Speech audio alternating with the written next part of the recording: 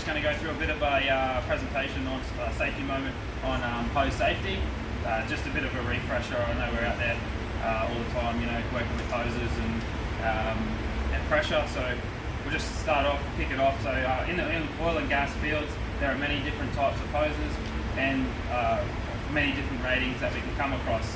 We're just going to go through some of the more common ones that we're exposed to and the applicable standards and best practices for those, and obviously the hazards that come along with those. So obviously hazards, you know, big ones, hose failure or ruptures, leaks from incorrect fitted connections, so using VSP fittings with NPT fittings or vice versa.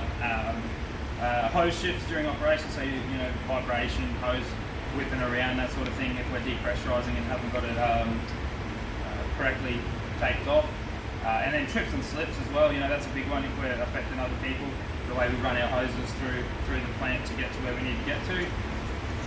So best practices, so hoses should be visually inspected every time before use.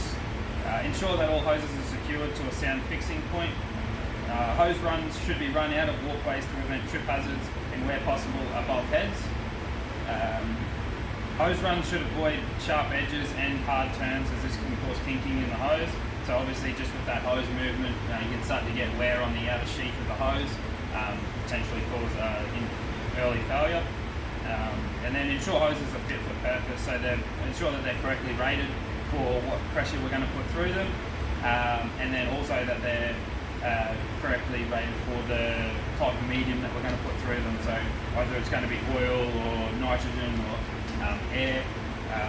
And then hoses, obviously as per site standard, hoses are to be recertified every 12 months as per ISO 9001. Going to storage. So storage, hoses should be stored out of direct sunlight and weather. So obviously, you know, where we can, when they're not in use, they should be rolled up in the gang box or container, you know, taped and capped or taped ends, just to prevent any external shit getting into the hose, dirt and contaminates, oils, and I mean obviously it's not so much of a factor out here, but you know, when you're on shore we've got bugs and you know all that sort of stuff likes to crawl around and hide. So and then securing of hoses, so this is a big one that they come up with, they found yesterday. So hoses should be secured firmly with the use of hose socks. So they're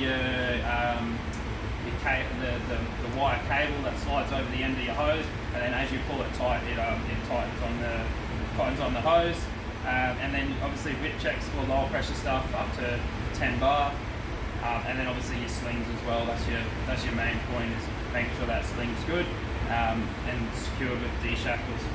So for low pressure hoses, a correctly installed whip check is sufficient, but for high pressure situations, a hose sock and slings along with the rated D-shackles are required. See below for it. So there's a rating there for those, you know, the springy whip checks.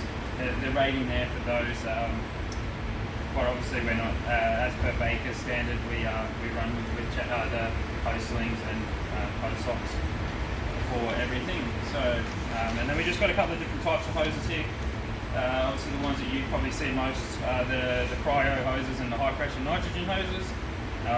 The low pressure stuff's obviously the stuff that comes off utilities, connections, stuff like that.